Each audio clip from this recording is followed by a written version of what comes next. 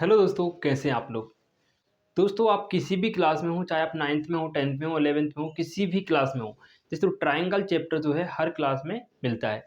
Triangle chapter से जो concept आज मैं आपको बताने वाला हूँ वो काफ़ी इंपॉर्टेंट है। हर जगह दोस्तों आपको काम में आने वाला है। दोस्तों, आप बोर्ड पर प्रश्न देख रहे होगे।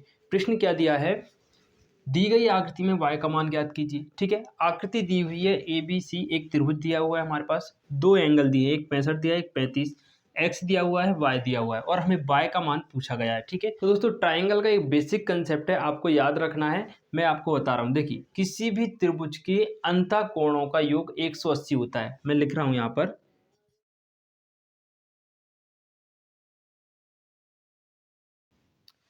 तो दोस्तों आपको ये लाइन बहुत अच्छे से याद रखनी है। किसी भी त्रिभुज के अंतःकोणों का योग 180 होता है। अंतःकोण क्या होते हैं दोस्तों, किसी भी त्रिभुज के अंदर जो कोण बनते हैं उनको हम अंतःकोण बोलते हैं। ठीक है, तो दोस्तों इस प्रश्न में y का मान हम कैसे निकालेंगे। देखो, y का मान निकालने के लिए पहले हमें निकालना पड़ेगा x का मान। ठीक है, अब देखो हमें पता चलेगा कि किसी भी त्रिभुज के अंतःकोणों का योग 180 होता है। तीन कोण है हमारे पास। ठीक है, तो 65, 35 और x, इन तीनों का हम योग करेंगे। ठीक है, देखो 65, 35 प्लस x बराबर 180। ठीक है, क्योंकि तीनों कोणों का योग कैसा होता है, 180 होता है।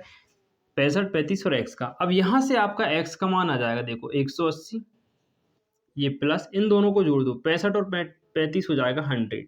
तो x का मान आ जाएगा दोस्तों 180 माइनस 100 और x का मान आ जाएगा यहाँ से 80। ठीक है, x का मान आ गया 80। तो यहाँ पर x बराबर कितना आ गया, 80।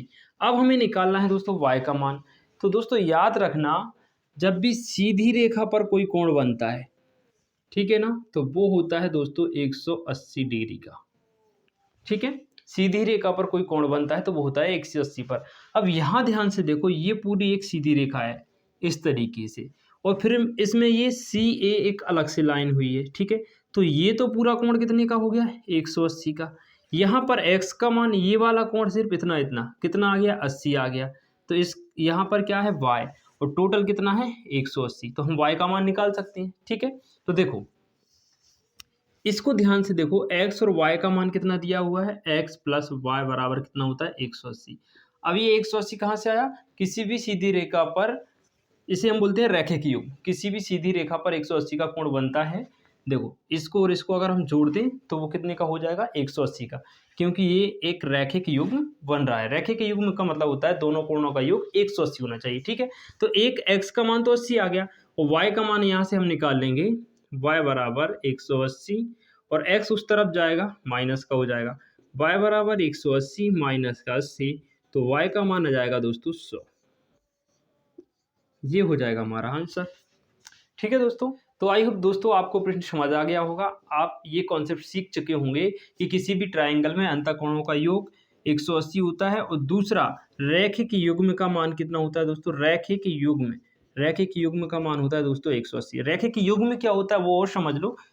एक सीधी रेखा है, इस पर अगर कोई भी रेखा है तो ये जो दोनों और कोण बनते हैं, इन दोनों कोणों का योग जो होता है दोस्तों 180 होता है। ठीक है, एक बार और देख लो, कोई हमारे पास एक लाइन है, इस पे एक और कोई लाइन खींच दी हमने, तो ये वाला कोण और ये वाला कोण दोनों का मान जो होगा वो टोटल करके 180 होता है।